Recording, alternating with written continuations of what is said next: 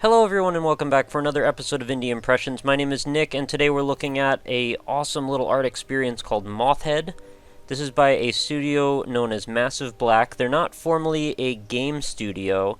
They usually produce art assets and storyboards and all sorts of little bits and bobs that go into the development of some of the much larger games that we've seen out there. And they've done work with for some games such as like Hellgate London, the Silent Hill series, Bioshock, Infamous. So you'll definitely know their work. They're quite well respected, and they've done some just amazing stuff. Like they're just insanely talented people. And this is a mock-up little art demo that they wanted to put together in Unity, and it looked absolutely brilliant to me from what I could see from the little bits that I've seen in the screenshots. So I want to get into this. I think it's going to be fun. Let's try it out. Very abstract game. I'm pretty sure this is quite on the short side. We're going to assume the role of a moth here and do our best to, I guess, assemble ourselves back to the way we used to be. I know you need context for that to make any sense. And then also try and free a friend. I'm just going off of the little flavor text that I read from the download box. Alright, so here we are. Mouse click to flap wings, spacebar to interact. Good to know. So let's have a look around. We've noticed right away, well I've noticed anyway, there's incredible level of detail on every single object. Down to those little very shiny jacks stuck to that magnet there. Look at the detail on the metal.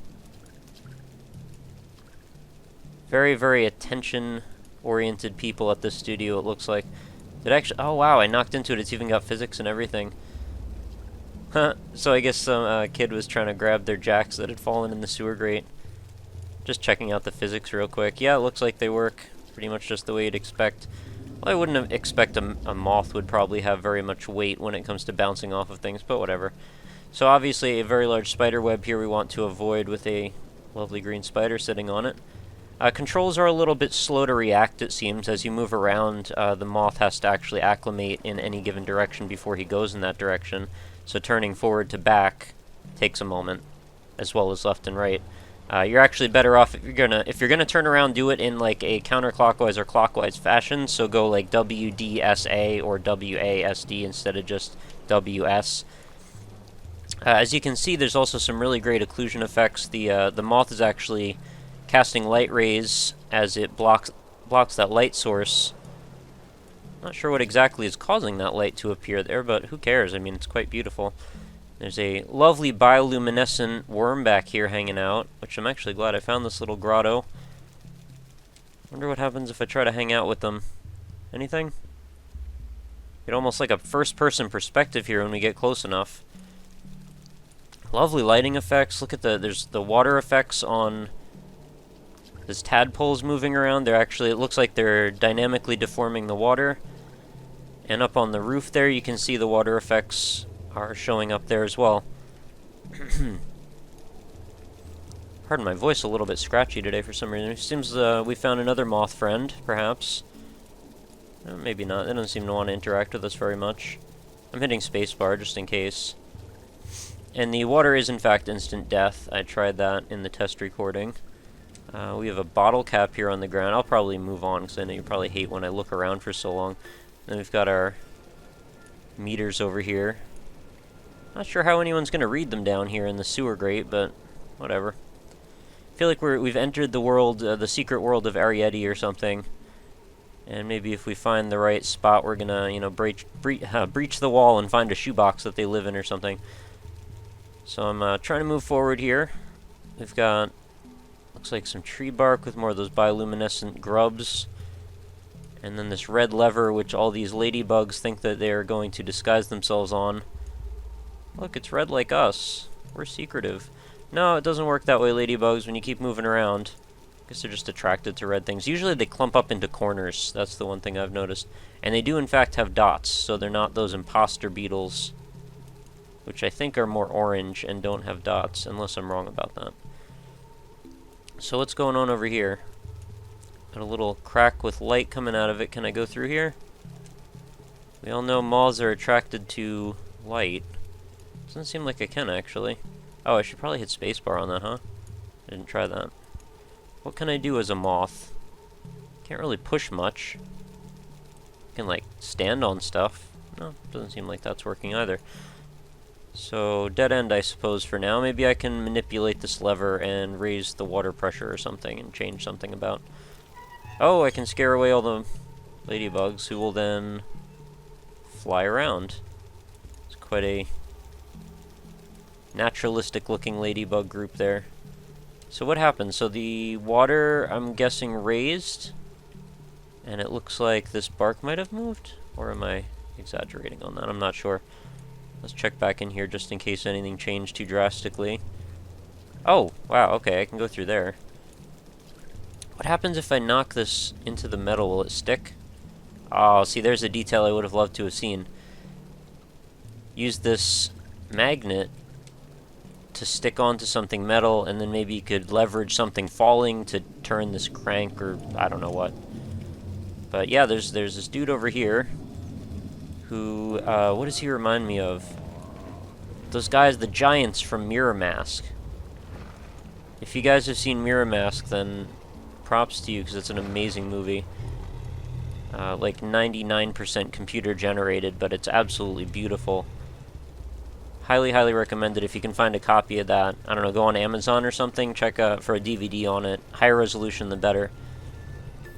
And this, I believe, is our moth body that we become the moth head of.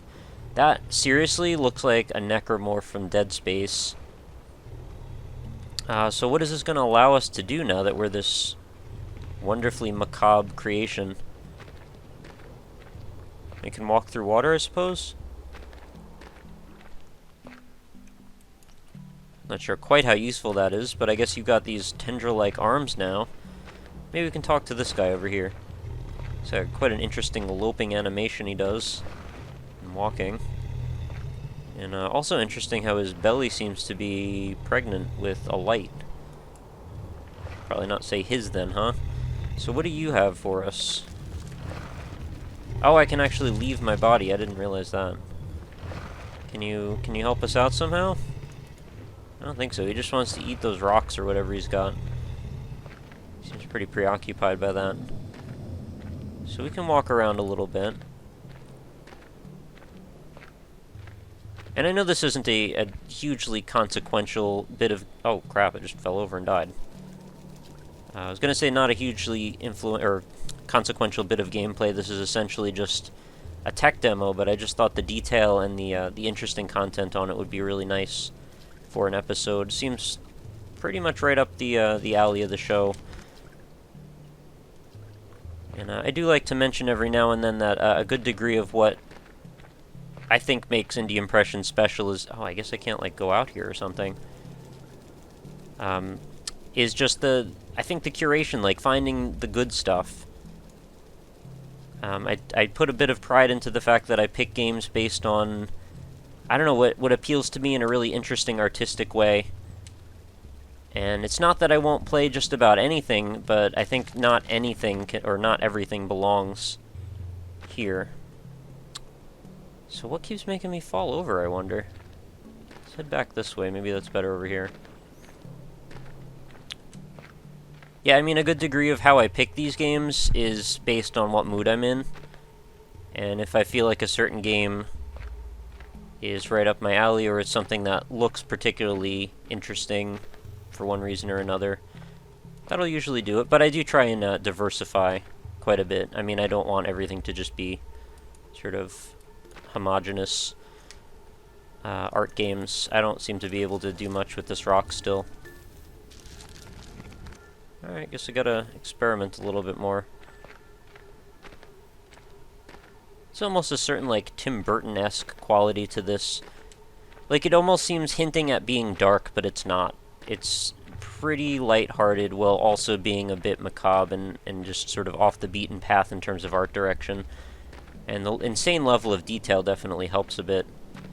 I feel like this dude over here's gotta help us out somehow. I don't get what he's gotta do, though.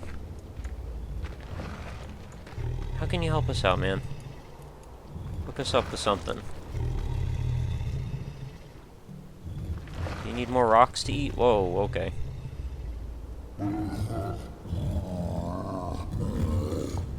Seems like he's talking to me or something.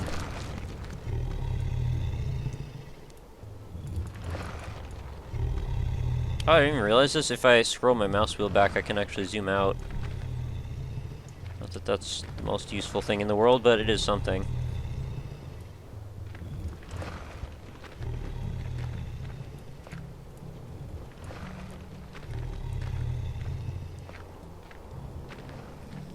If I can interact with one of these jacks, maybe. No. No, really, spacebar just makes me detach from my body, and that seems to be about it. So by picking up my body, have I forfeited my ability to interact with items, or what's the deal with that? Maybe only if maybe only certain key items I can touch or something. Wonder what happens if I stick myself to the spider web. Is that a death sentence? I haven't tried this yet. Whoa, okay. That's different. Quite cool looking as well. No, spiderweb doesn't seem to be much consequence. It does seem to move around though when you interact with it. It sort of deforms like water a little bit.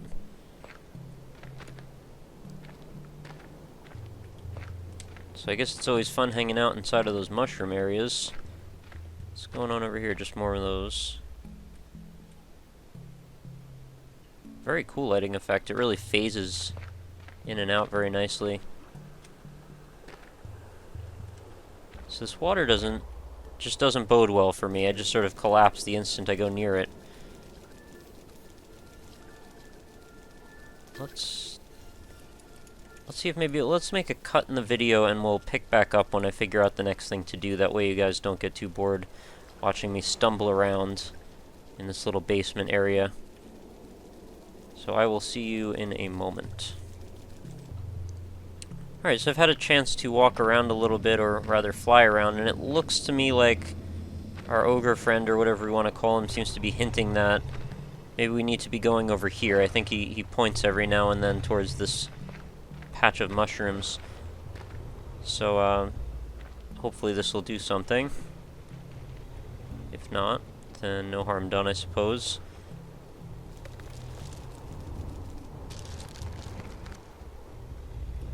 I realized too, another thing that this reminds me of is the stop-motion animations by the brothers Quay.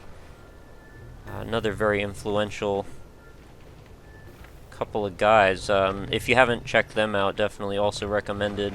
Alright, so maybe the mushrooms aren't the key still, so let's do another cut, and I'll keep looking, and I'll be right back. You know, from a game design perspective, it occurs to me that really the most obvious thing in the world right here is just for me to have raised this bridge for me to cross this gap, and now that I have these newfound arms, you'd think I'd be able to pry one of these boulders out. However, it doesn't seem to be that way unless I'm just missing some really obvious cue. Oh, I just needed to bump into it, evidently. Alright, well I was still operating under spacebar, being my manipulate stuff button. Alright, so we've got a friend over here who is locked in a jar, so let's see if we can use our newfound physicality to somehow manipulate that jar. Maybe knock it off this table would also work. As long as we don't knock it in the chair, because it probably won't break then. So we've got a very, very close-up, super hyper-detailed look at our outdoor environment, which actually reminds me a lot of Pikmin. From the depth of field effects and stuff. It's a quite vivid look, actually. It's all really pretty. The background's actually reminding me a little bit of like the Crisis engine. Those palm trees and everything. Yeah, just the level of detail is that high. There's like a dragonfly up there, some sticks and flowing water. I don't know how the water doesn't look super amazing, but at least when it's in a confined pool, it looks pretty good. But when it's flowing, it definitely looks a little bit like that weird mercurial jelly that we seem to see so often. There's some more moths up there playing around. Look at those brilliant shadows off the blinds inside of the door. You can even tell the glass from the reflections and everything, and there's just little subtle shadow effects, and they don't even have that really too well. It's a little bit, but it's not that terrible dithered, blurry look that the shadows so often get. It almost occurs to me that maybe we're doing a little bit of like a tilt shift effect to get what seems like a different sense of scale. That's where you do depth of field on the foreground and the background to really highlight and emphasize a main subject. And I think it's actually working pretty well when we do have that effect, although it seems to be intermittent. Just sort of following the ladybug swarm over here. Looks like they're leading me in this direction. I don't know if that's on purpose or coincidental. Not sure how I would get up there with my whole body. I know how I would get up there with just my moth head, though. So over here we've got dog food bowl with some kibbles in it and a little bit of water. Where's this thing? Tennis ball or something? There's a lemon? How did a lemon get over here? Fell off the table, I guess. Garden hose still seems to be pumping out some water. It seems like a pretty slow trickle, though. Let's see if we can fly off our body here and do something about this situation. Oh, I guess there's just assorted fruit up here for whatever reason. So I guess I can push those around as a moth. And hopefully I can just sort of knock into this thing. No. Doesn't look like it.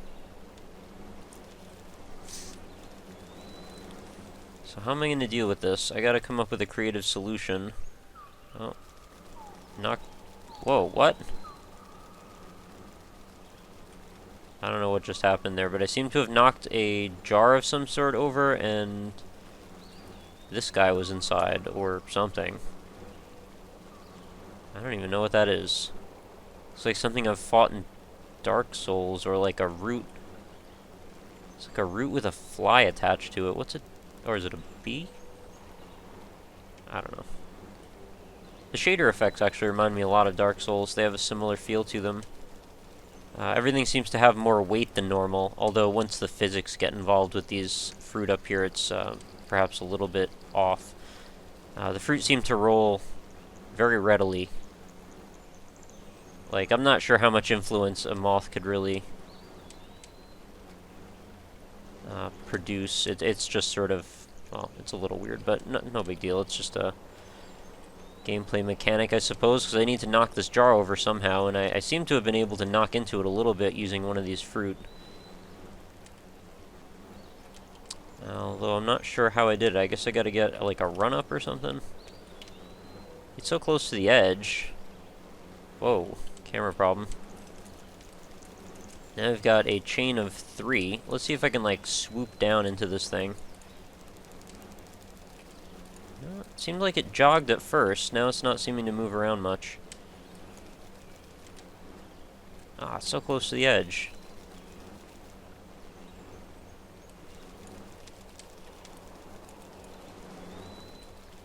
I want to make a Linkin Park joke, but I'm going to decide against it. Sometimes you just, discretion is the better part of valor, I think. You gotta make these sorts of decisions for the good of the group. I'm not sure if this is gonna work, though. I'm little by little losing most of my fruit, which seem to have the only abilities to knock this thing around. Come on, fruit.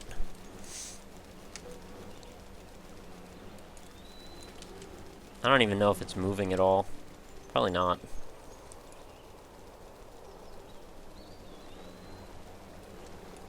So what's going on down there? He seems to be on fire or something? Like, what's the deal here? I'm thoroughly confused. Let's try attaching myself. Why can't I attach myself? There we go. Let's go over here and see if we can interact with this other dude. Hey, how's it going? Oh, flies. Got it. That's weird. Alright, so flies picked me up, and they don't seem to want to let go. There we go. There's sort of an awkward... Whoa, now I have lots of power. I should be able to knock this thing over easily. Yeah. And I think that's going to free our moth friend, and I believe that will actually conclude this little artsy demo, or whatever we want to call it. I'm not sure if there is ever to be more to this game than this. Yeah, it looks like that's just going to bring us back to the beginning. Alright. Well, regardless, I had a pretty cool time looking around and experiencing the details of Mothhead, and I hope you did too. Definitely go check this out yourself if you want to play around with it. I'll put the link in the description, as I always do. Give it a download. I think it's a reasonably large file, not, you know, a gigabyte or anything, but it's decent, so if you have a slow internet connection, keep that in mind. But you did at least see the entire experience, so you're not missing out on much.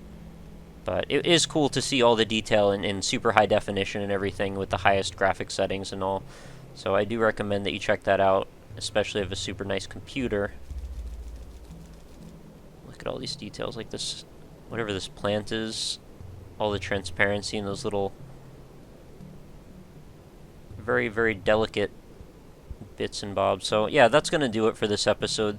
As always, remember to head on over to the website, www.indie-impressions.com. Oh, let's stand in the trippy area. And you can check out all of my old videos, all of my new videos, sort them by genre, distribution method, and so on and so forth. Oh, so weird. It's doing a cool filter effect. And then we also have the forums over there. We do giveaways occasionally, so it's all worth checking out. And then, of course, the Facebook page, facebook.com/indieimpressions. If you leave a like on that, then I will show up in your daily Facebook feed, and you can keep up with the show that way. It's all for your convenience. If you choose to do it that way, it's up to you. I do also leave news updates and stuff like that when I need to contact everybody through the Facebook page most of the time. But there's also my Twitter for that, which is @RockLeeSmile and @IndieImpression. If you have any criticisms, suggestions, recommendations for games to play or anything like that, feel free to let me know over @RockLeeSmile. That is definitely the fastest way to get in touch with me, and I pretty much am on there most of the day, so that is a good way to do it. But I am open to suggestions pretty much anywhere, whether it be PMs on YouTube, Reddit, Twitter, emails. I have a contact form on the website. All that stuff is totally fine. But the most convenient thing for me is just if you want to hit me up on Twitter, that's the best. So that will do it for today. Thank you so much for watching. Make sure you come back again tomorrow. I do one of these videos every single day, and I hope to see you back again for another one. I'm going to keep looking for the good stuff, and I hope you keep sticking around. So thanks so much. Have a lovely night.